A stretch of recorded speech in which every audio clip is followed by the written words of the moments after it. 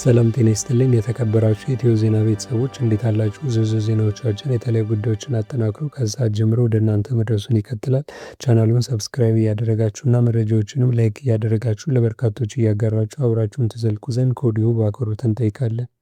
የጀነራል ባጫ ደበሌ ቃለ መጠይቅና የመንግስት የድርድር አቋም። ብልጽግና ገንዘብ እየከፈለ እንደሚደራደር የተናገሩት ባጫ ደበሌ ብልጽግና እንደማይሸነፍ ተናገሩ። የብልጽግና አገዛዝ የጦር ፕሮፓጋንዲስት ባጫ ደበሌ የተለመደ የጦር ፕሮፓጋንዳ ስራቸውን ጀምረዋል። ባጫ ደበሌ ከቢቢሲ አማርኛ ጋር ባደረጉት ቆይታ አነጋጋሪ መልእክትም አስተላልፈዋል። ባጫ በዚህ በአንድ ደቂቃ በተላለፈ ቅንጭብጫቢ ቃለ መጠይቃቸው 4 ኪሎ ሰው የለም ቢባል አንዳቸው መታየዙን ሲሉ ተደምጠዋል። ይህን ያሉት ደግሞ በትጥቅ ትግል ላይ ላሉት ኃይሎች ሲሆን ፋኖ የሚሆን ህወሓት አይመጡም በጭራሽ ሲሉ ተናግረዋል። በዚህ ንግግራቸው የአርበኛ ዘመነን ስም የጠሩ ባጫ ዘመነ ካሴ ነው 4 ኪሎ የሚመጣው ሲሉ ይደመጣሉ። ባጫ ይህን ቢሉም 4 ኪሎ እና ፋኖ ከህወሓትና ከሌሎች ኃይሎች ጋር ተጣምሮ ሊዋጋኝ ነው በሚል ፍራቻ እየተናወጠ ነው። ፋኖም ከምንጊዜውም በላይ ራሱን እያዘጋጀና እየተጠናከረ ባለበት ወቅት ነው የንግግር የተደረገው። የብልጽግና ጀነራል አክለውም የብልጽግና ሚኒስትር እንደሚያጋልጥ ንግግር አድርገዋል።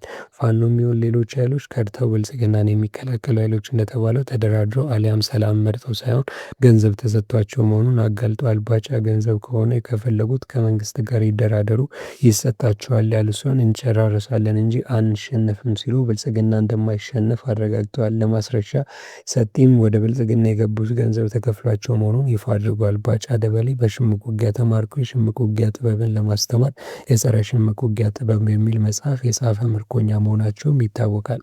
እኔ ግልጽ የሆነ ነገር ልንገር 4 ኪሎ ሰው የለም ቢባል አንዳቸው 4 ኪሎ መታይዙም ፋኖም ይሁን ህወሓት አይመጡም በጭራሽ። ምን ሆኗል? ምንስ ተፈጥሮ ይመጣሉ? አቅምም የላቸውም። መጥተው የሚያደርጉት ነገር የለም። ምን ያደርጋሉ? እስኪ ማን የሚመጣው ሲሉ ይደመጣሉ። ዘመነ ካሴ ነው የሚመጣው። ማን ነው መጥቶ 4 ኪሎ ገብቶ 4 ኪሎ ክፍት ነው ብትላቸው አይመጡ። ስለዚህ ይህ ይቅር በቃ። ገንዘብ ከፈለጉ ከመንግስት ጋር ተደራድሮ ይሰጣቸዋል። መንግስት ገንዘብ ከሆነ የሚፈልጉት፣ አለበለዚያ የህዝብ ጥያቄ መመለስ ከሆነ ይሄ ህዝቡ ተውኝ አለ እኮ በምርጫው ይተውት፣ ሰላም እናምጣ። ሰላም ካልመጣ አሁን መጨረሻው መጨራረስ ካልሆነ በስተቀር ውጤቱ አሸናፊ ተሸናፊ የሚባል ነገር የለውም በማለትም አክለዋል። የተወደዳቸው የቻናላችን ቤተሰቦች ላይ ሳደርግናቸው አዳዲስ ሰበር መረጃዎች እነዚህ ነበሩ። ከቆይታ በኋላ በሌሎች መረጃዎች ድጋሚ እንገናኛለን። እስከዛ በያላችሁበት መልካም ጊዜን ተመኘን።